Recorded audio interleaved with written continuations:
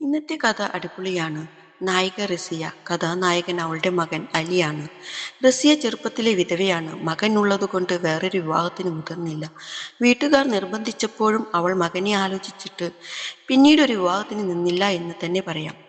അധികമൊന്നും പറഞ്ഞു മുഷിപ്പിക്കുന്നില്ല. കഥ കേട്ടാലോ? കേൾക്കുന്ന മുമ്പേ പറയാം, സബ്സ്ക്രൈബേഴ്സാണ് എനിക്ക് വലുത്. എല്ലാവരും പറയുന്നുണ്ട് കുറച്ചും കൂടെ തുറന്നു പറയോ പറയോ എന്ന്.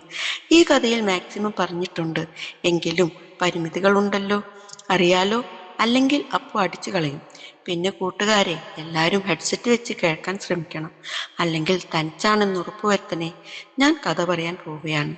ഒരു കർക്കിട മാസമായിരുന്നു അത്. ചാലിയാറിലെ വെള്ളം കലങ്ങിമറിഞ്ഞ് ഒഴുകുന്ന, നിലമ്പൂരിന്റെ മണ്ണിൽ മഴ തോരാതെ പെയ്യുന്ന ഒരു വൈകുന്നേരം. പശ്ചിമഘട്ടത്തിന്റെ മടിത്തട്ടിലെ ആ കൊച്ചു ഗ്രാമത്തിൽ കുന്നിൻ ചെരുവിലായി അലവി ഹാജിയുടെ മാളിക വീട് പ്രതാപത്തോടെ തലയുയർത്തി നിന്നിരുന്നു. ആ ഗ്രാമത്തിലെ ഐശ്വര്യത്തിന്റെ അടയാളമായിരുന്നു ആ വലിയ വീട്. ചുറ്റും മേക്കറുകളോളം പടർന്നു കിടക്കുന്ന തേക്കും തോട്ടങ്ങളും, ദൂരെ എവിടെയോ കേൾക്കുന്ന ഹാജിയുടെ മരമില്ലിലെ അർക്കവാളുകളുടെ മുഴക്കവും ആ വീടിന്റെ ഐശ്വര്യം വിളിച്ചോതുന്നുണ്ടായിരുന്നു. നിലമ്പൂരിലെ വലിയ ധനികനും ബിസിനസ്സുകാരനുമായ അലവി ഹാജിക്ക് തൻ്റെ ബിസിനസ്സിനേക്കാൾ പ്രിയപ്പെട്ടത് തൻ്റെ ഏക മകൾ റസിയയായിരുന്നു. 8 വർഷങ്ങൾക്ക് മുമ്പ് റസിയയുടെ ഭർത്താവ് സുൽഫിക്കർ ഗൾഫിലെ ഒരു വാഹന അപകടത്തിൽ മരിച്ചതോടെ അവളുടെ ലോകം ഇരുളടഞ്ഞത്. കോഴിക്കോട്ടെ ആ വലിയ ഭർതൃവീട്ടിൽ നിന്നും സങ്കടകളിലായ മകളെയും അവളുടെ കുഞ്ഞുമകൻ അലിയെയും നിലമ്പൂരിലെ സ്വന്തം തണലിലേക്ക് കൂട്ടിക്കൊണ്ടുവരുമ്പോൾ ഹാജി ഒരു കാര്യം ഉറപ്പിച്ചിരുന്നു. ഇനി തൻ്റെ മകളുടെ കണ്ണ് നിറയരുത്. ഇന്ന് അലിക്ക് 24 വയസ്സുണ്ട്. നിലമ്പൂരിലെ സ്കൂളുകളും കോളേജുകളുമായും വളർന്ന അലി തൻ്റെ ഉമ്മുമ്മ കുഞ്ഞിപ്പാത്തുവിൻ്റെ വല്ലുപ്പയുടെയും സ്നേഹത്തണലിലാണ് വളർന്നത്.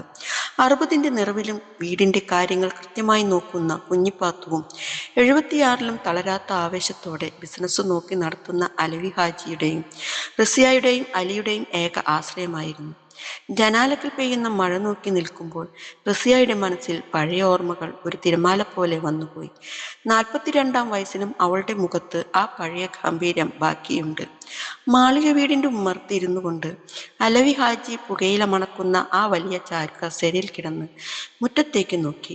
അകലെ നിന്ന് കോളേജ് കഴിഞ്ഞു വരുന്ന അലിയുടെ നടത്തം നോക്കി നിൽക്കുമ്പോൾ ഹാജിയുടെ മുഖത്തൊരു ചെറിയ പുഞ്ചിരി വിരിഞ്ഞു. മാളിക വീടിന്റെ ഓരോ തൂണിലും ഐശ്വര്യവും കൊത്തിവെച്ചിട്ടുണ്ടെങ്കിലും ആ വീടിന്റെ യഥാർത്ഥ വെളിച്ചം റസിയയായിരുന്നു. 42 വയസ്സെന്ന് ആരും പറയില്ല. വെളുത്ത നിറം, ചിരിക്കുമ്പോൾ വിരിയുന്ന വശ്യമായ പുഞ്ചിരി, അരക്കെട്ട് വരെ നീളുന്ന കാർക്കൂന്തൽ, രൂപഭംഗി അതേപടി പകർന്നു കിട്ടിയത് മകൻ അലിക്കായിരുന്നു. അലിക്ക് 24 വയസ്സായെങ്കിലും ഒരു തളങ്കം നിഷ്കളങ്കമായ അലസത അവനിൽ വിട്ടുമാറാതെ നിന്നിരുന്നു. കാണാൻ നല്ല സുമുഖനാണെങ്കിലും കാര്യമായ ഉത്തരവാദിത്തങ്ങളൊന്നും തലയിൽ ഏറ്റെടുക്കാതെ ഒരു സ്വപ്നജീവിയെപ്പോലെ അവൻ ആ വലിയ വീട്ടിൽ നടന്നു. പലപ്പോഴും അലിയും റസിയയും ഉമ്മയും മകനും എന്നതിലുപരി രണ്ടു ആത്മമിത്രങ്ങളെ പോലെയായിരുന്നു. റസിയയുടെ ലോകം അലിയിൽ ഒതുങ്ങി നിന്നു. ഉമ്മുമ്മ കുഞ്ഞിപ്പാത്തുവിന് എപ്പോഴും എന്തെങ്കിലുമൊക്കെ ശാരീരിക അസ്വസ്ഥതകൾ ഉണ്ടാകുന്നത് പതിവായിരുന്നു. അലവി ഹാജിയാകട്ടെ തൻ്റെ മരമില്ലുകളിലെയും കച്ചവടങ്ങളിലെയും തിരക്കിലായിരിക്കും. അതുകൊണ്ട് തന്നെ ആ വലിയ വീട്ടിൽ ഉള്ളു തുറന്ന് സംസാരിക്കാൻ അവർക്ക് പരസ്പരം മാത്രമേ ഉണ്ടായിരുന്നുള്ളൂ. തൻ്റെ തമാശകളും കുസൃതികളും അലി പങ്കുവെക്കുന്നത് റസിയോടാണ്. ഒരിക്കൽ അലവി ഹാജി മകളുടെ ഏകാന്തത കണ്ട് മനസ്സുരുകി ചോദിച്ചു, മോളെ, ഇനിയൊരു ജീവിതം വേണ്ടേ നിനക്ക്? പ്രായം അധികമായിട്ടില്ല. നമുക്ക് നല്ലൊരു ആലോചന വന്നാൽ. വാക്കുകൾ പൂർത്തിയാക്കാൻ ഹാജിയെ റസി അനുവദിച്ചില്ല. ഒരു പുഞ്ചിരിയോടെ അവൾ പറഞ്ഞു, ഇല്ല ഉപ്പ, എനിക്കിവിടെ നിങ്ങൾ എല്ലാവരും ഉണ്ടല്ലോ. പിന്നെ എൻ്റെ അലിയും. ഇതിൽ കൂടുതൽ ഒരു സന്തോഷം എനിക്ക് ഇനി കിട്ടാനില്ല. മകളുടെ ആ നിശ്ചയദാർഢ്യത്തിന് മുന്നിൽ ഹാജി മൗനം പാലിച്ചു. എങ്കിലും തൻ്റെ കാലശേഷം മകൾ തനിച്ചാകുമോ എന്നൊരു നേർത്ത ഭയം ആ വൃദ്ധന്റെ മനസ്സിൽ എപ്പോഴും ഉണ്ടായിരുന്നു. ഹാജിയുടെ കഠിനാധ്വാനം കൊണ്ട് കെട്ടിപ്പടുത്ത ആ സാമ്രാജ്യം മുഴുവൻ അലിക്ക് വേണ്ടിയുള്ളതാണ്. പക്ഷേ അലിയുടെ അലസത കാണുമ്പോൾ ഹാജിക്ക് ചെറിയൊരു ആശങ്ക തോന്നും. എങ്കിലും റസിയയുടെ മുഖത്തെ സന്തോഷം കാണുമ്പോൾ അദ്ദേഹം എല്ലാം മറക്കും. കോളേജ് കഴിഞ്ഞു സൈക്കിൾ കുതിച്ചു വന്ന അലി മുറ്റത്തെ വലിയ മാവിൻ ചുവട്ടിൽ സൈക്കിൾ വെച്ച് ഉമ്മറത്തേക്ക് കയറി. അവിടെ ചാരുകസേരയിൽ ഇരുന്നു പത്രം വായിക്കുകയായിരുന്നു അലവി ഹാജി. അലിയെ കണ്ടപ്പോൾ അദ്ദേഹം കണ്ണട മൂക്കിന്റെ തുമ്പത്തേക്ക് താഴ്ത്തിവെച്ച് ഗൗരവത്തിൽ അവനെ നോക്കി. അലി, ഇങ്ങോട്ട് വന്നേ. ഹാജിയുടെ ശബ്ദത്തിൽ ഒരു പ്രത്യേക ഉറപ്പുണ്ടായിരുന്നു. അലി വിനയത്തോടെ അടുത്തു ചെന്നു. നിന്റെ പഠിത്തമൊക്കെ ഏകദേശം കഴിയാറായല്ലോ. ഇനിയിപ്പോൾ ഇങ്ങനെ അലഞ്ഞു നടക്കുന്നത് ശരിയല്ല. നാളെ മുതൽ നീ എൻ്റെ കൂടെ മില്ലിലേക്കും കച്ചവട സ്ഥാപനത്തിലേക്കും വരണം. ബിസിനസ്സൊക്കെ ഒന്ന് പഠിച്ചു തുടങ്ങണ്ടേ? ഇനി ഇതൊക്കെ നോക്കി നടത്തേണ്ടത് നീയാണല്ലോ. അലി ഒന്നും മറുപടി പറഞ്ഞില്ല. തലയാട്ടി എല്ലാം സമ്മതിച്ചെങ്കിലും ഉള്ളിൽ വലിയൊരു ഭാരം വന്നതുപോലെ അവന് തോന്നി. ഉപ്പുപ്പയെ ഒന്ന് നോക്കിയിട്ട് അവൻ നേരെ വീടിന്റെ അകത്തേക്ക്, അടുക്കള ഭാഗത്തേക്ക് നടന്നു. അവിടെ റിസിയ വൈകുന്നേരത്തെ ചായക്കുള്ള ഒരുക്കത്തിലായിരുന്നു. ഉമ്മ! അലിയുടെ വിളിയിൽ ഒരു കൊച്ചുകുട്ടിയുടെ സങ്കടമുണ്ടായിരുന്നു. റിസിയ തിരിഞ്ഞു നോക്കി. വിയർത്തൊലിച്ചു നിൽക്കുന്ന മകനെ കണ്ടപ്പോൾ അവൾക്കൊരു കൗതുകം തോന്നി. എന്താടാ, എന്താ ഒരു വല്ലാതെ? ഉമ്മ അറിഞ്ഞു. വല്ലുപ്പ പറയുന്നു ബിസിനസ്സൊക്കെ എന്നെ പഠിപ്പിക്കാൻ പോവുകയാണെന്ന്. ഞാനാണത്രേ ഇനി ഇതൊക്കെ നോക്കി നടത്തേണ്ടത്. ഒരു വലിയ ആപത്ത് വന്നതുപോലെ അവൻ പരാതി പറഞ്ഞു. അത് കേട്ടതും റിസിയയുടെ മുഖത്ത് ആ മനോഹരമായ പുഞ്ചിരി വിരിഞ്ഞു. അവൾ അവനെ കളിയാക്കിക്കൊണ്ട് പറഞ്ഞു, അതിനെന്താടാ, അത് നല്ലതല്ലേ. ഉപ്പാക്ക് പ്രായമായില്ലേ? പാവത്തിന് ഇനി ഒന്നും വിശ്രമിക്കാലോ. എൻ്റെ മോൻ അതൊക്കെ ഏറ്റെടുക്കണം. അലി മുഖം ചുളിച്ചുകൊണ്ട് റിസിയയുടെ അടുത്തുള്ള തടിമേശയിലിരുന്നു. അതല്ല ഉമ്മ, എനിക്ക് ഇതിലൊന്നും വലിയ താല്പര്യമില്ല. എനിക്ക് അങ്ങനെ ഉമ്മയുടെ കൂടെ നടക്കാനല്ലേ ഇഷ്ടം. റസിയ അവന്റെ അരികിൽ വന്നു. അങ്ങനെ പറഞ്ഞാൽ എങ്ങനെയാലേ? എന്നും ഇങ്ങനെ കളിച്ചും ചിരിച്ചും നടന്നാൽ മതിയോ? ഉപ്പയുടെ കാലം കഴിഞ്ഞാൽ പിന്നെ നീ തന്നെയല്ലേ ഞങ്ങളെ ഒക്കെ നോക്കേണ്ടത്. മോൻ വിഷമിക്കേണ്ട. നീ ഉപ്പുപ്പാന്റെ കൂടെ പോയി എല്ലാം ഒന്ന് കണ്ട് മനസ്സിലാക്കിയാൽ മതി. ബാക്കിയൊക്കെ താനെ ശരിയായിക്കോളും. അമ്മയുടെ ആശ്വാസവാക്കുകൾ കേട്ടപ്പോൾ അലിക്ക് വലിയ മറുപടിയൊന്നും ഉണ്ടായിരുന്നില്ല. ഹാ, ഉമ്മയുടെ ഇഷ്ടം പോലെ നടക്കട്ടെ, അവനൊട്ടും താല്പര്യമില്ലാത്ത മട്ടിൽ പറഞ്ഞു. റസിയ അവനെ സ്നേഹത്തോടെ നോക്കി. അവന്റെ നെറ്റിയിൽ പടർന്ന വിയർപ്പ് തുള്ളികൾക്കിടയിൽ അമർത്തി ഒരു ഉമ്മ കൊടുത്തു. എന്നിട്ട് പെട്ടെന്ന് മൂക്കുപൊത്തി ചിരിച്ചുകൊണ്ട് അവനെ തള്ളി മാറ്റി. ഹോ, നാറുന്നു. പോയി കുളിക്കട ചെക്ക. വേഗം പോയി കുളിച്ചു വാ. ഞാൻ നിനക്ക് ഇഷ്ടപ്പെട്ട പലഹാരവും ചായയും എടുത്തു വെക്കാം. റസിയയുടെ ആ ചിരിയും സ്നേഹവും കണ്ടപ്പോൾ അലിയുടെ മനസ്സിലെ ആ ഭാരമൊക്കെ എങ്ങോ പോയി മറിഞ്ഞു. അവൻ ചിരിച്ചുകൊണ്ട് കുളിക്കാനായി ഓടി. സമയം നീങ്ങി നേരം ഇരുട്ടഴിപ്പോയേക്കും ആകാശത്തിന്റെ ഭാവം മാറി തുടങ്ങിയിരുന്നു. അലവി ഹാജിയും അലിയും നിസ്കാരത്തിനായി പള്ളിയിലേക്ക് പോയി. തിരിച്ചിറങ്ങുമ്പോൾ അന്തരീക്ഷം കനത്തു നിന്നു. അലിയുടെ കൈ പിടിച്ച് പാടവരമ്പിലൂടെ നടക്കുമ്പോൾ ഹാജി ആകാശത്തേക്ക് നോക്കി പറഞ്ഞു, ഡാ അലി, നീ കൂടെ എടുത്തിരുന്നോ? മഴക്കോള് നല്ലോണം കാണുന്നുണ്ട്. പാടവരമ്പിലൂടെ വേണം വീട്ടിലെത്താൻ. ഇരുട്ടായാൽ വഴി കാണില്ല. ഇല്ലുപ്പാ, ഞാൻ എടുത്തില്ല. അലി ആകാശത്തെ കറുത്ത മേഘങ്ങളെ നോക്കി മറുപടി നൽകി. എന്നാൽ വേഗം നടക്ക്, മഴ ഇപ്പോൾ വരും. ഹാജി വേഗത കൂട്ടി. അവൻ വീട്ടിലെത്താൻ 10 വാര ബാക്കിയുള്ളപ്പോൾ ആകാശം പൊട്ടിപ്പിളരുന്നത് പോലെ മഴ പെയ്തു തുടങ്ങി.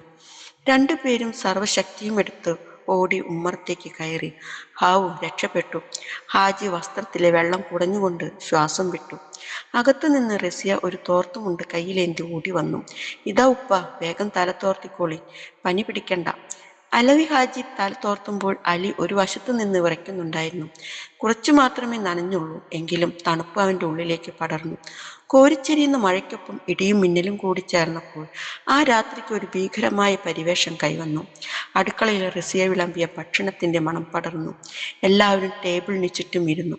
മഴയുടെ ശബ്ദത്തിനിടയിൽ റസിയ ഉപ്പയെ നോക്കി പറഞ്ഞു, ഉപ്പ, പുറത്തെ ചായപ്പിലെ ഓടൊക്കെ ഇളകിയിരിക്കുക. മഴ ഇങ്ങനെ തുടർന്നാൽ അതൊക്കെ പൊളിഞ്ഞു വീഴും. നാളെ ഞാൻ മില്ലിൽ നിന്നും ആശാരിയെ വിടാം മോളെ. അവർ വന്ന് ആ ശരിയാക്കിക്കോളും. നീ വിഷമിക്കേണ്ട, ഹാജി ആശ്വസിപ്പിച്ചു. ഭക്ഷണം കഴിഞ്ഞ് ഓരോരുത്തരും തങ്ങളുടെ മുറികളിലേക്ക് പിരിഞ്ഞു. താഴത്തെ മുറിയിൽ ഹാജിയും കുഞ്ഞിപ്പാത്തും കിടന്നു. മുകളിലെ മാളികപ്പുറത്തായിരുന്നു റസിയയുടെയും അലിയുടെയും മുറികൾ. അലി തന്റെ റൂമിൽ മണ്ണെണ്ണ വിളക്കിന്റെ വെട്ടത്തിൽ എന്തോ പുസ്തകം വായിച്ചു കൊണ്ടിരുന്നു. റസിയ അടുക്കളയൊക്കെ ഒതുക്കി ഉപ്പായ്ക്ക് കുടിക്കാനുള്ള ചൂടുവെള്ളം അരികിൽ വെച്ച് തന്റെ മുറിയിലേക്ക് നടന്നു. സമയം പാതിരാത്രിയോടടുത്തു. 1 മണിയെ കാണും. ലോകം തന്നെ തകരുന്നുവോ എന്ന് തോന്നിപ്പിക്കുന്ന വിധത്തിൽ ഭയാനകമായ ഒരു ഇടിവെട്ടുണ്ടായി. ഭൂമി ഒന്ന് കുലുങ്ങിയോ? റസിയ ഞെട്ടി ഉണർന്നു. ഉള്ളിലെ ആകുലതയോടെ അവൾ താഴേക്ക് ഓടി. ഉപ്പയുടെ മുറിയിൽ വിളക്ക് തെളിഞ്ഞിട്ടുണ്ടോ? കുഴപ്പമൊന്നുമില്ലല്ലോ ഉപ്പ. ഇല്ല മോളെ, നീ പോയി കിടന്നോ. ഹാജി പറഞ്ഞു തീരും മുമ്പേ പുറത്ത് ഓട് തകർന്നു വീഴുന്ന വലിയൊരു ശബ്ദം കേട്ടു. നശിച്ച മഴ. ഉപ്പ, ഓട് പൊളിഞ്ഞു വീണെന്ന് തോന്നുന്നു. അത് സാരമില്ല മോളെ, നമുക്ക് വെളുപ്പിനെ നോക്കാം. നീ ഇപ്പോഴങ്ങോട്ടൊന്നും പോകണ്ട. ഹാജിയുടെ വാക്കുകൾ കേട്ട് അവൾ മുകളിലേക്ക് തന്നെ തിരിച്ചുപോയി. പുറത്ത് മിന്നൽ പിണരുകൾ ആകാശത്തെ കീറി മുറിക്കുന്നുണ്ടായിരുന്നു. റൂമിൽ കയറി കിടക്കാൻ നോക്കിയെങ്കിലും റസിയയുടെ മനസ്സ് അസ്വസ്ഥമായി. മിന്നൽ വെളിച്ചം ജനാലയുടെ പകൽ പോലെ മുറിയിൽ അടിച്ചു കയറുന്നു. ഭയം അവളുടെ ഉള്ളിൽ ഒരു നിഴലായി പടർന്നു. ഒടുവിൽ സഹിക്കാനാവാതെ അവൾ എഴുന്നേറ്റ് അലിയുടെ മുറിയിലേക്ക് ചെന്നു. അവൾ വാതിൽ മുട്ടി. ഡാ അലി! കുറച്ചു കഴിഞ്ഞ് ഉറക്കം തൂങ്ങിയ കണ്ണുകളുമായി അലി വാതിൽ തുറന്നു. എന്താ ഉമ്മ? നീ എന്താ ഉറക്കമാടാ? നീ ഇതൊന്നും അറിയുന്നില്ലേ? അവൾ ശ്വാസം വിട്ട് ചോദിച്ചു. എന്ത്? ഈ ഇടിയും മിന്നലും? എനിക്ക് പേടിയാകുന്നു. എനിക്ക് ഉറക്കം വരുന്നില്ല. നീ ഒന്ന് എൻ്റെ കൂടെ കിടക്കടാ, ഒരു കൊച്ചുകുട്ടിയെപ്പോലെ റസിയ പറഞ്ഞു. അലി ഒന്ന് ചിരിച്ചു. എന്താണുമ്മ ഇത്? ഇതിനൊക്കെ എങ്ങനെ പേടിച്ചാലോ? വാടാ, ഉമ്മയ്ക്ക് പേടിയായിട്ടല്ലേ? അവളുടെ നിർബന്ധത്തിന് മുന്നിൽ അലി വഴങ്ങി. അവൻ തൻ്റെ പുതപ്പും തലയനും എടുത്ത് അവളുടെ മുറിയിലേക്ക് നടന്നു. കറണ്ട് പോയിട്ട് നേരത്തെ ആയിരുന്നു. മിന്നൽ വെളിച്ചം മാത്രമേ മുറിയിൽ പ്രകാശം പരത്തിക്കൊണ്ടിരുന്നു. കിടക്കയിൽ പുതപ്പ് ശരിയാക്കി കിടക്കുന്നതിനിടയിൽ റസിയ പറഞ്ഞു. ടാ, നീ അറിഞ്ഞോ? മഴയിൽ നമ്മുടെ ചായപ്പിലെ ഓടെല്ലാം തകർന്നു. അത് ഉമ്മ എങ്ങനെ അറിഞ്ഞു? അലി അത്ഭുതപ്പെട്ടു. ഞാൻ താഴെ പോയിരുന്നു. വലിയൊരു ഇടി വെട്ടിയപ്പോൾ ഉപ്പാനെ നോക്കാൻ പോയതായിരുന്നു. അലി അവളെ ഒന്ന് നോക്കി കളിയാക്കി. ഈ രാത്രിയിൽ ഒറ്റയ്ക്ക് താഴെ പോയി വന്ന ഉമ്മയ്ക്കാണോ ഇപ്പോൾ പേടി? റസിയ ഒന്ന് ചിരിച്ചു. അലി അവളുടെ അരികിൽ കിടന്നു. ഞാനിപ്പോഴെന്താ? നീ എൻ്റെ പൊന്നുമോനല്ലേ? നിനക്ക് എപ്പോഴും എൻ്റെ കൂടെ കിടന്നാൽ പോരെ? ഞാൻ നിന്റെ ഉമ്മയല്ലേ? അവൾ ഒരു കുസൃതിയോടെ ചോദിച്ചു. ഓ ഉമ്മ, ഉമ്മ തനിച്ച് കിടന്നാൽ മതി. എന്തെങ്കിലും ആവശ്യമുണ്ടെങ്കിൽ ഞാൻ അപ്പുറത്ത് തന്നെയുണ്ടല്ലോ. അലി നിഷ്കളങ്കമായി മറുപടി നൽകി. അലിയുടെ ആ വാക്കുകൾ കേട്ടപ്പോൾ റസിയയുടെ മനസ്സൊന്ന് വിങ്ങി. കാലം എത്രയോ കഴിഞ്ഞിരിക്കുന്നു. അവൾ തൻ്റെ ഏകാന്തതയുമായി പൊരുത്തപ്പെടാൻ തുടങ്ങിയിട്ട്. എങ്കിലും അരികിൽ തൻ്റെ മകനുണ്ടെന്ന തോന്നൽ അവൾക്ക് വലിയൊരു ആശ്വാസം നൽകി. അലിക്ക് ഒട്ടും ഉറക്കം വന്നില്ല. പുറത്തു മഴയുടെ ശബ്ദമല്ലാതെ മറ്റൊന്നും കേൾക്കാനില്ല. റസിയ വശത്തേക്ക് തിരിഞ്ഞു കിടന്ന് സുഖമായ ഉറക്കത്തിലാണ്. ഇടയ്ക്കിടയ്ക്ക് അവർ ശ്വാസമെടുക്കുമ്പോൾ ഉണ്ടാകുന്ന നേരിയ ശബ്ദം ആ നിശബ്ദതയിൽ അലി വ്യക്തമായി കേൾക്കുന്നുണ്ടായിരുന്നു. സമയം പുലർച്ചെ 2 അടുക്കുന്നു. പെട്ടെന്നാണ് ആ മുറിയിലെ ഇരുട്ടിനെ കീറി മുറിച്ചുകൊണ്ട് അതിശക്തമായൊരു മിന്നൽ പിണറുണ്ടായത്. വെറും സെക്കൻഡുകൾ മാത്രം നീണ്ടുനിന്ന ആ പ്രകാശത്തിൽ അലി കണ്ട കാഴ്ച അവൻ്റെ ശരീരത്തിലൂടെ ഒരു മിന്നൽ കടന്നുപോയ പ്രതീതിയുണ്ടാക്കി. റസിയ മലർന്നു കിടന്നാണ് ഉറങ്ങുന്നത്. മിന്നൽ വെളിച്ചത്തിൽ അവൻ കാണാൻ പാടില്ലാത്തൊരു കാഴ്ച കണ്ടു. അത്ഭുതത്തോടെ നോക്കിയിരുന്നു. അതൊരു നിമിഷത്തെ കാഴ്ച മാത്രമായിരുന്നുവെങ്കിലും അലിയുടെ മനസ്സിൽ അത് ആഴത്തിൽ പതിഞ്ഞുപോയി. തൻ്റെ ഉമ്മയെ ഒരു സ്ത്രീ എന്ന നിലയിൽ അവൻ ഇതുവരെ നോക്കിക്കൊണ്ടിരുന്നില്ല. എന്നാൽ ആ നിമിഷം അവൻ്റെ ചിന്തകൾ തകിടം മറിഞ്ഞു. മനസ്സ് സ്തംഭിച്ചു പോയെങ്കിലും ഉള്ളിൻ്റെ ഉള്ളിൽ ഇതുവരെ അറിയാത്ത ഒരു തരം കോരിത്തരിപ്പ് അവൻ അറിഞ്ഞു. സ്വന്തം ഉമ്മയുമായി എത്രയോ തവണ തമാശകൾ പറഞ്ഞും കെട്ടിപ്പിടിച്ചും ഇരുന്നിട്ടുണ്ടെങ്കിലും അന്നൊന്നും തോന്നാത്ത ഒരു പ്രത്യേക അനുഭൂതിയും ജിജ്ഞാസയും അവനെ പൊതിഞ്ഞു. ഉള്ളിൽ നേരിയ ഭയം ഉണ്ടായിരുന്നുവെങ്കിലും പേടി കാരണം അവൻ തിരിഞ്ഞു കിടന്നു. ആ തണുത്ത രാത്രിയിലും അവൻ വിയർക്കുന്നുണ്ടായിരുന്നു. കുറെ സമയം അങ്ങനെ തന്നെ കിടന്നു. പിന്നെ എപ്പോഴോ അവൻ ഉറക്കത്തിലേക്ക് വഴുതി വീണു. സമയം 9 മണിയോട് അടുക്കുന്നു.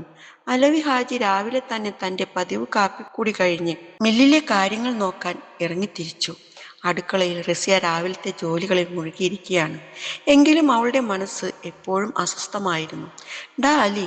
റസിയ താഴെ നിന്നും ഉറക്കെ വിളിച്ചു. മറുപടിയൊന്നും കേൾക്കാതെ ആയപ്പോൾ അവൾ പിറുപിറുത്തു. ഈ ചെറുക്കൻ ഇത് എന്തുറക്കമാ? അവൾ പടികൾ കയറി മുകളിൽ അലിയുടെ മുറിയിലെത്തി. നേരം എത്രയായെന്ന് നിനക്കറിയാമോ? വേഗം എഴുന്നേൽക്കാൻ നോക്ക്. അവൾ അവനെ തട്ടി ഉണർത്താൻ ശ്രമിച്ചു. എന്നാൽ ഉറക്കച്ചടവിൽ അലി തലയൊന്ന് തിരിച്ചു വെച്ച് പറഞ്ഞു. ഒന്ന് പോ ഉമ്മ, ഞാൻ കുറച്ചും കൂടി കിടക്കട്ടെ. മകന്റെ ഈ മടി കണ്ടപ്പോൾ റസിയയ്ക്ക് വിട്ടുകൊടുക്കാൻ തോന്നിയില്ല. ആഹാ, അത്രയ്ക്കായോ എന്ന് ചോദിച്ചുകൊണ്ട് അവൾ അവന്റെ പുതപ്പ് ഒറ്റ വലിക്ക് നീക്കി. എന്നാൽ ആ നിമിഷം കണ്ട കാഴ്ചയിൽ റസിയ ഒരു നിമിഷം സ്തംഭിച്ചുപോയി. പുലർക്കാലത്തെ പ്രകൃതി സഹജമായ ഉണർവിൽ അവന്റെ കൊച്ചുണ്ടാപ്പുറി വല്ലാതെ ഉയർന്നു നിൽക്കുന്നത് അവൾ കണ്ടു. ഒരു മിന്നൽ പിണർ തന്റെ ശരീരത്തിലൂടെ കടന്നു പോയതുപോലെ റസിയയ്ക്ക് തോന്നി. പെട്ടെന്നുണർന്ന അലി തന്റെ വേഷം അലങ്കോലമായിരിക്കുന്നത് കണ്ട് പരിഭ്രമിച്ചു. അവൻ വേഗം മുണ്ട് നേരെയാക്കി. എന്താണുമ്മ ഇത്? ഞാൻ വരാമെന്ന് പറഞ്ഞില്ലേ? അവൻ ആകെ ചമ്മിപ്പോയി. ഒരു വെപ്രാളത്തോടെ ശരി മോനെ എന്ന് പറഞ്ഞ് മുഖത്ത് ഒരു കള്ളച്ചിരിയോടെ റസിയ വേഗം താഴേക്ക് നടന്നു. പടികൾ ഇറങ്ങുമ്പോൾ അവളുടെ ഉള്ളിൽ ആശ്ചര്യവും ഒരു തരം വിങ്ങലും അനുഭവപ്പെട്ടു. കുറച്ചു കഴിഞ്ഞ് അലി കുളിയൊക്കെ കഴിഞ്ഞ് താഴേക്ക് വന്നു. ഡൈനിങ് ടേബിളിൽ ഇരിക്കുമ്പോൾ റസിയ അവന് ചായ പകർന്നു നൽകി.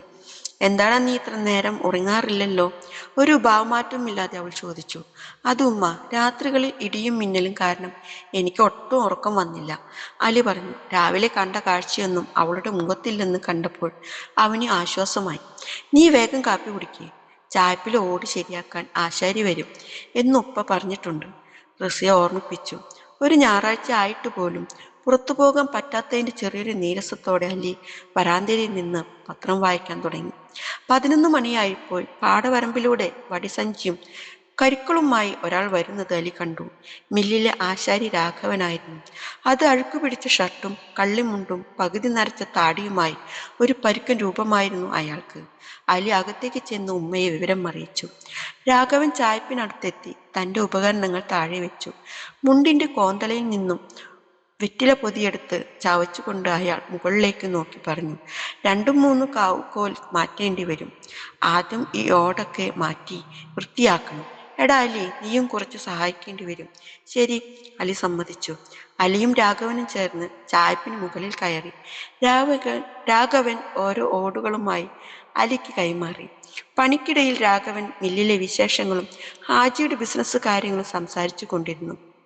നിന്റെ ഉപ്പുപ്പാന്റെ അധ്വാനം കൊണ്ടാണ് ഈ വീട് സമ്പത്തും ഒക്കെ ഉണ്ടായത്. ഇനി ഇതൊക്കെ നോക്കി നടത്താൻ നീ പ്രാപ്തനാകണം. രാഘവന്റെ പരുക്ക ശബ്ദത്തിൽ ഒരു ഉപദേശത്തിന്റെ സ്വരമുണ്ടായിരുന്നു.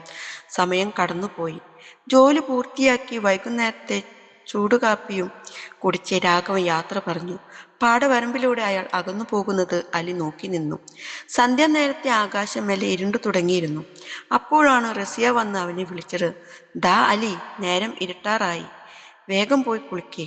അവൻ തന്റെ തോർത്തും സോപ്പും എടുത്ത് മുറ്റത്തെ ആ വലിയ മാളിക വീടിന്റെ ചായപ്പിനപ്പുറത്തുള്ള കുളിമുറിയിലേക്ക് നടന്നു. തണുത്ത കാറ്റും മഴമണവും അപ്പോഴും അന്തരീക്ഷത്തിലുണ്ടായിരുന്നു. കുളിമുറിയിൽ കയറി വാതിൽ കുറ്റിയിട്ട ശേഷം ബക്കറ്റിൽ വെള്ളം നിറയ്ക്കാൻ തിരിഞ്ഞപ്പോൾ ആണ് അയയിൽ തൂങ്ങിക്കിടക്കുന്ന റസിയയുടെ വസ്ത്രങ്ങൾ അവൻ ശ്രദ്ധിച്ചത്. രാവിലെ കുളി കഴിഞ്ഞു പോയപ്പോൾ റസിയ അലക്കാൻ മറന്നതോ അല്ലെങ്കിൽ അവിടെ വെച്ചു പോയതോ ആയ അവൾ മാറ്റിയിരുന്ന തുണിയായിരുന്നു അത്. റസിയയുടെ വസ്ത്രങ്ങൾ കണ്ടതും അലിയുടെ ഉള്ളിൽ ഒരു വൈദ്യുതി തരംഗം കടന്നുപോയി. അവൻ വിറയ്ക്കുന്ന കൈകളോടെ അതെല്ലാം വേറെ ഒരു സൈഡിലേക്ക് മാറ്റിവെച്ചു. കുളിച്ചു തുടങ്ങി കുളിമുറിയിൽ ഒരു ചെറിയ വെളിച്ചത്തിൽ കിതച്ചുകൊണ്ട് നിൽക്കുമ്പോൾ അവൻ വിയർക്കുന്നുണ്ടായിരുന്നു. ഇരുട്ട് പടർന്നു കഴിഞ്ഞിരുന്നു. രാത്രി 9:30 റസിയ എല്ലാവരെയും ഭക്ഷണത്തിനായി വിളിച്ചു. അലവി ഹാജിയും അലിയും ഉമ്മർത്തു നിന്നും ഡൈനിങ് ടേബിളിനരികിലെത്തി. ഭക്ഷണത്തിനിടയിൽ അലവി ഹാജി അലിയുടെ മുഖത്തേക്ക് ഗൗരവത്തോടെ നോക്കി പറഞ്ഞു. രാഘവൻ ഇന്ന് നിന്നെക്കുറിച്ച് നല്ല കാര്യങ്ങളാണ് പറഞ്ഞത്. നീ പണികളെല്ലാം ശ്രദ്ധിച്ചു പഠിക്കുന്നുണ്ടെന്ന് അവൻ മില്ലിൽ വന്നപ്പോൾ പറഞ്ഞു. അത് കേട്ടപ്പോൾ അലി ആദ്യമൊന്ന് പരിഭ്രമിച്ചു. രാഘവൻ തന്റെ മടിയെക്കുറിച്ച് വല്ലതും പറയുമോ എന്നായിരുന്നു അവന്റെ പേടി. എന്നാൽ ഹാജി തുടർന്നു. നാളെ മുതൽ നീ എൻ്റെ കൂടെ മില്ലിലേക്ക് വരണം. ബിസിനസ് കാര്യങ്ങൾ നേരിട്ട് കണ്ടു തന്നെ പഠിക്കണം. ഒരു താക്കീത് പോലെയാണ് ഹാജി അത് പറഞ്ഞത്. അലി പതിയെ റിസിയയുടെ മുഖത്തേക്ക് നോക്കി. അവൾ കൊണ്ട് ഹാജി പറയുന്നത് അനുസരിക്കാൻ അവനോട് ആജ്ഞ കാണിച്ചു. ശരി വല്ലുപ്പ, ഞാൻ വരാം, അലി പതർച്ചയോടെ സമ്മതിച്ചു.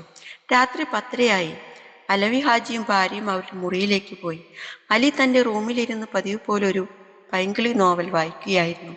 താഴെ അടുക്കളയിലെ ജോലികളെല്ലാം തീർത്ത് ലൈറ്റുകൾ അണച്ച് വാതിലുകൾ ഭദ്രമായി അടച്ച ശേഷം റസിയ മുകളിലേക്ക് വന്നു. അവൾ നേരെ അലിയുടെ മുറിയിലേക്കാണ് കയറിയത്. പതിവില്ലാതെ ആ സമയത്ത് ഉമ്മയെ കണ്ടപ്പോൾ അലി ചോദിച്ചു, എന്താ ഉമ്മ? റസിയ അവന്റെ കട്ടിലിന്റെ അരികിലിരുന്ന് മെല്ലെ ചോദിച്ചു. അപ്പോൾ നീ അങ്ങോട്ട് വരുന്നില്ലേ? എങ്ങോട്ട്? അലി ഒന്നും അറിയാത്ത ഭാവത്തിൽ ചോദിച്ചു. എൻ്റെ റൂമിലേക്ക്. നീ ഇന്നലെ കൂടെ കിടന്നതുകൊണ്ടാണ് എനിക്ക് നല്ല പോലെ ഉറങ്ങാൻ പറ്റിയത്. അതിനിപ്പോ എപ്പോഴും അവിടെ വന്ന് കിടക്കണോ? നീ എൻ്റെ സ്വന്തം മോനല്ലേ. എൻ്റെ കൂടെ കിടന്നു എന്ന് കരുതി എന്തെങ്കിലും സംഭവിക്കുമോ? ഒരു തരം അലസമായ ഭാവത്തോടെ റസിയ ചോദിച്ചു. അലിയുടെ ഉള്ളിൽ വലിയ ആഗ്രഹമുണ്ടായിരുന്നെങ്കിലും അത് പുറത്തു കാണിക്കാതെ അവൻ എഴുന്നേറ്റിരുന്നു. ഞാൻ വരാം ഉമ്മ. ഇനി ഞാൻ അടുത്തില്ലാതെ എൻ്റെ ഉമ്മച്ചിക്കുട്ടിക്ക് ഉറക്കം വരില്ലെങ്കിൽ ഞാൻ കൂടെ ഉണ്ടാകും, അവൻ പറഞ്ഞു. അവൾ ചിരിച്ചുകൊണ്ട് എഴുന്നേറ്റു. എന്നാൽ വേഗം വാ, എനിക്ക് ഉറക്കം വരുന്നു. അതും പറഞ്ഞ് റസിയ അവന്റെ റൂമിൽ നിന്ന് പുറത്തേക്ക് പോയി. കുറച്ചു കഴിഞ്ഞതും അലി ഉമ്മയുടെ മുറിയിലേക്ക് പോയി. ഉമ്മ ഉറങ്ങുകയാണോ? അലി മെല്ലെ ചോദിച്ചു. എനിക്ക് ഈ സമയത്ത് ഉറക്കം വരില്ല. നമുക്ക് കുറച്ചു നേരം സംസാരിച്ചിരിക്കാം. നേരം 11:30 അലി, റസിയ ഓർമ്മിപ്പിച്ചു. ഉമ്മ, ഞാൻ ശരിക്കും നാളെ മില്ലിൽ പോകണോ? എനിക്ക് ഈ ബിസിനസ് ഒന്നും അത്ര സെറ്റാവില്ല. അവൻ അവളുടെ മുഖത്തു നോക്കി പറഞ്ഞു. അങ്ങനെ പറയില്ല മോനെ. ഉപ്പാക്ക് വയ്യാതായി വരികയല്ലേ. അദ്ദേഹത്തിന്റെ ഏക പ്രതീക്ഷ നീയാണ്. നീ കൂടി സഹായിക്കാൻ ചെന്നില്ലെങ്കിൽ അദ്ദേഹത്തിന് സങ്കടമാകും. എല്ലാം ശരിയാകും, അവൾ അവനെ ആശ്വസിപ്പിച്ചു. സംസാരത്തിനിടയിൽ അലി പതിയെ പറഞ്ഞു, ഉമ്മ ഇന്ന് നല്ല സുന്ദരിയായിട്ടുണ്ട്. അത് കേട്ടപ്പോൾ റസിയ ഒന്ന് ചിരിച്ചു. ആഹാ, മോൻ ഇപ്പോൾ ഉമ്മാനെ ഒക്കെ ശ്രദ്ധിക്കാൻ തുടങ്ങിയോ? പിന്നെ ഞാനല്ലാതെ വേറെ ആരാ എൻ്റെ സുന്ദരി ഉമ്മാനെ നോക്കേണ്ടത്? അലിയുടെ വാക്കുകളിൽ ഒരു പ്രത്യേക വാത്സല്യം നിറഞ്ഞതുപോലെ തോന്നി. റസിയ ആ സ്നേഹത്തിൽ അലിഞ്ഞുപോയി. അവൾ അവന്റെ നെറ്റിയിൽ മുത്തം നൽകി. അവളുടെ കണ്ണുകൾ സന്തോഷം കൊണ്ട് നിറഞ്ഞു. അലി അവളുടെ കണ്ണുനീർ കണ്ടു പരിഭ്രമിച്ചു. സന്തോഷം കൊണ്ടാണ് മോനെ, എനിക്ക് നീ ഉണ്ടല്ലോ, അവൾ പറഞ്ഞു നിർത്തി. ഇതുവരെ പറഞ്ഞ കഥ ഇഷ്ടമായോ? പെട്ടെന്ന് കഥ തീർന്നപ്പോൾ കൂട്ടുകാർക്ക് വിഷമമായി എന്നറിയാം. പക്ഷെ ഉടനെ തന്നെ ബാക്കി ഭാഗവുമായി വരാൻ ശ്രമിക്കുന്നതാണ്. ഈ കഥ ഇത്രയേ ഉള്ളൂ. ഒരു ലൈക്ക് താടൂ. പിന്നെ കുറെ കഥകൾ ഞാൻ അപ്ലോഡ് ആക്കിയിട്ടുണ്ട്, അതൊക്കെ ഒന്ന് കേൾക്കണേ. ഞാൻ പറഞ്ഞ കഥകൾ നിങ്ങൾ ഇഷ്ടപ്പെട്ട കഥ ഏതാണെന്ന് കമന്റ് ബോക്സിൽ അറിയിക്കണേ. മറ്റൊരു കഥ അല്ലെങ്കിൽ ഇതിന്റെ തുടർക്കഥയുമായി വരാം.